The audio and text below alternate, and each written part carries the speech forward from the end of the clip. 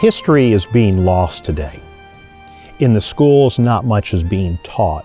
So museums like the American Heritage Museum are even more important when we have school groups coming through to understand the legacy and the history of what went on in World War I, World War II, Korea, and Vietnam.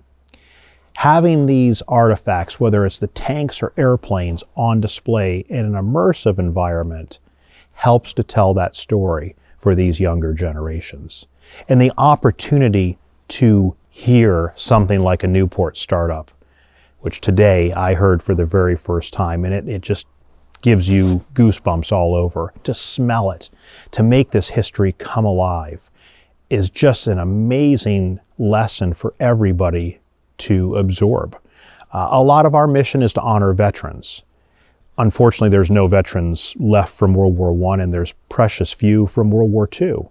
But we can keep their memory alive. And artifacts like this, whether it's an aircraft or a tank, are there to tell that story. While they're wonderful mechanical pieces and they're incredible to look at, really what they do is they convey the human story to everybody.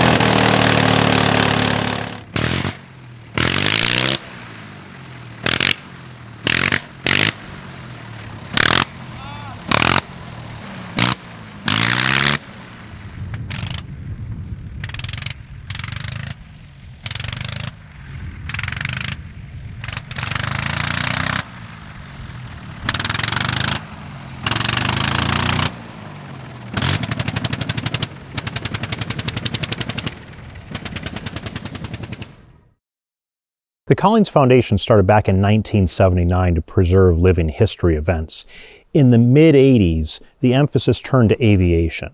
And by 1989, the Wings of Freedom Tour started, with a B-24 Liberator, a B-17 Flying Fortress, and later a Mustang and B-25 Mitchell touring around the country to share aviation history with America's veterans and with the younger generations. More recently, the Collins Foundation, Inc. started the American Heritage Museum in Stowe, Massachusetts, which is a real amazing museum going from American history, really from the World War I era up to the present day. As part of our expansion, World War I aviation is going to become a major emphasis. And the aircraft behind me, the Nieuport 28, was America's first fighter plane. So it's incredibly historic, incredibly important for our heritage that we showcase this, our first fighter plane, which happened to be built in France because we didn't have the aircraft available at that time to go to war. So it tells multiple stories. It tells the preparedness or lack of preparedness that we had going into World War I. It tells the story of the brave aviators like Douglas Campbell, who flew this aircraft in his markings for America's first victory, and some of the more well-known aces like Eddie Rickenbacker. It also tells the story of the amazing technology that emerged during World War I and how quickly that technology evolved. Aircraft were only in frontline service for a couple months at a time before being supplemented by the next new design. So there's a lot of incredible stories that really can get captured with this aircraft and with World War I aviation.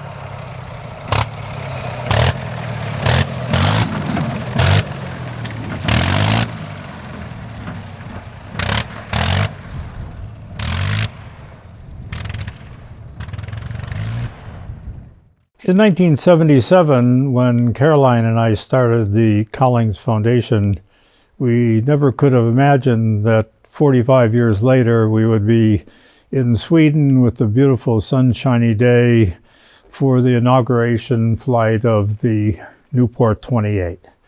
Originally and continuously, our mission has been living history, to involve people in history, to be able to hear the sounds, to see the events, to feel the excitement of history, immersive living history. And that's one of the things about aircraft. Seeing statically in a museum doesn't tell the story. Seeing them fly, feel them, and particularly with these aircraft, you feel them in your heart, in your chest. It's amazing. Just to see this airplane fly today for the first time is amazing. And we will have events at the American Heritage Museum where people can actually come out and experience this in our living history. And also we're working with a lot of schools now and having them come with field trips to actually see these artifacts and be able to tell stories about them. And in today's world, it's called STEM, for reaching out in science, technology, engineering, mathematics. And it's very important because our school systems are not inspiring young people directly, and we hear a lot about people building models in the old days. But today, everybody is doing it on their computer, but it's not three-dimensional. So STEM is allowing us to reach out to people and get them more interested in the science and technology and becoming part of the engineering and technical world.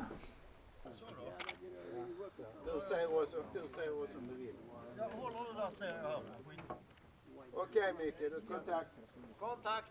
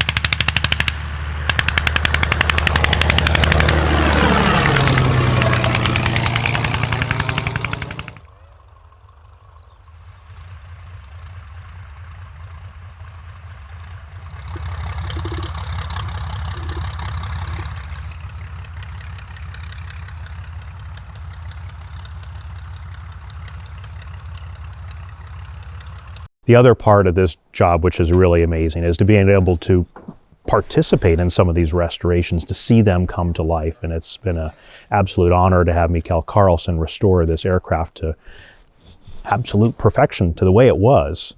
and he probably wouldn't like the word perfection because they were never perfect at that time, but restore the aircraft to the way it was in 1918.